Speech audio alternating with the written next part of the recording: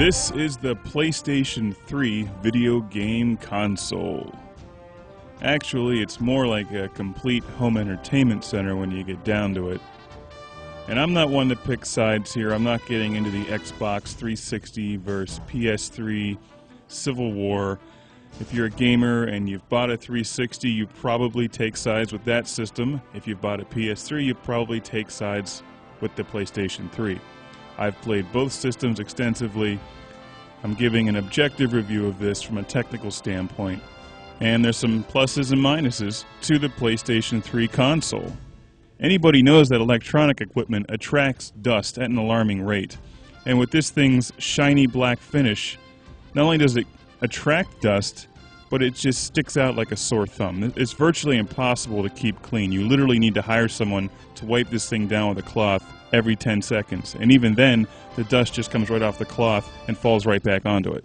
In the history of video game systems, from the 1970s on, no one game console has had overwhelming domination of the market for more than a decade. It just hasn't happened. It didn't happen with the Atari 2600. It didn't happen with the NES. It didn't happen with the Sega Genesis. And the PlayStation has owned a large chunk of the overall game market for a long time. In that time, the Xbox has come out and done very well. And now let's get to the new systems. We have the Xbox 360, PlayStation 3, and the Wii.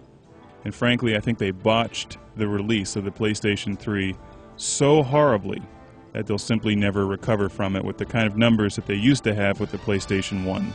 And the immensely successful PlayStation 2 with an enormous catalog of games. Something else that's changed in the past decade or two is that you can now get games on multiple game consoles, the same game, and they're more or less the same.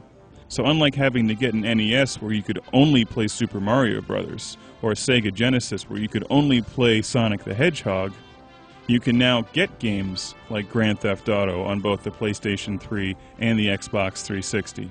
You can get the sports titles on both game systems. Virtua Fighter 5, Army of Two. There's so many different games now that come out on both systems simultaneously. Now, I don't want to get into the nitpicking on which system is really better with which games, and obviously there are some exclusive titles. For instance, Xbox 360 has the Forza series and Halo 3, and the PlayStation 3 has Resistance Fall of Man and the Gran Turismo series.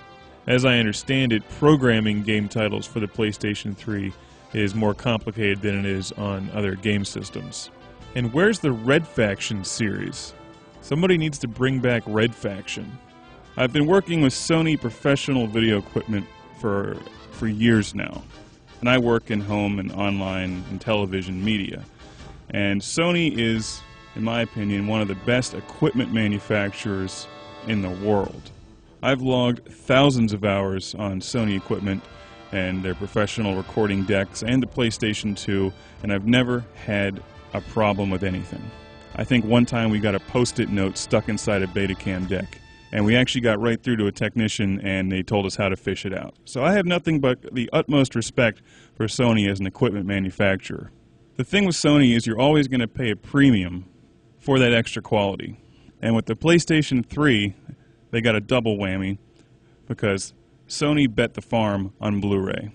As far as I'm concerned, the PlayStation 3 was designed as a Blu-ray player first and a game system second. They wanted total domination in that very profitable movie market with physical media and Blu-ray discs. And that brings us to the whole format war.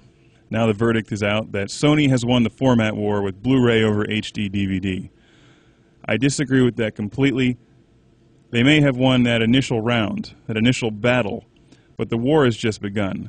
The war is between physical media, like Blu-ray and DVD, versus online media. And by that I mean downloadable movies and TV shows on demand and the kind of stuff you're watching now.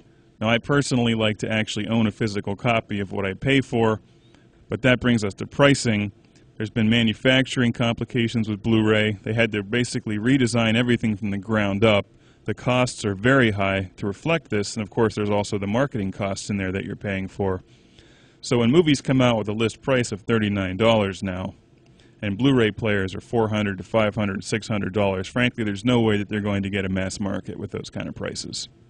So we have manufacturing costs, we have startup costs, we have marketing costs. All this is passed on to the consumer with the initial high price of the PlayStation 3. And then they chose to launch this thing without their key titles. The exclusive PlayStation titles that we all loved in the past 10 years are nowhere to be found. There's no Metal Gear series, there's no Gran Turismo series. All that being said, the PS3 is a very well-designed system. The wireless controller is fantastic. And as an all-around media system, the PlayStation 3 is tremendous. It looks and feels like a heavy piece of equipment. It's a lot larger than the PlayStation 2.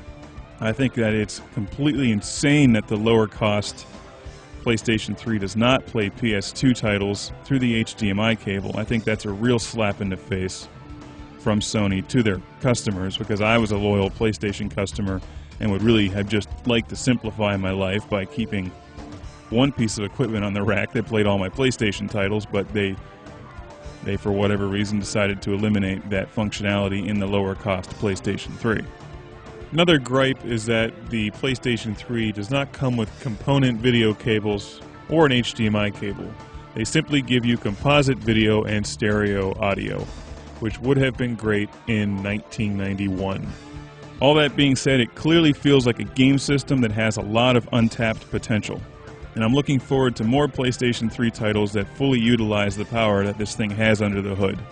Sony dominated the market with their PlayStation 1 and PlayStation 2 game consoles. I don't think they're dominating the market anymore, but that's not to say that the PS3 isn't still a great investment if you want to watch movies and play video games. And of course, if you really want a great video game system, you can go out and buy a Sega Genesis. I've had my Sega Genesis since 1989, and it still works perfectly. Frankly, I'd like to see if either the Xbox 360 or the PS3 are working in 20 years.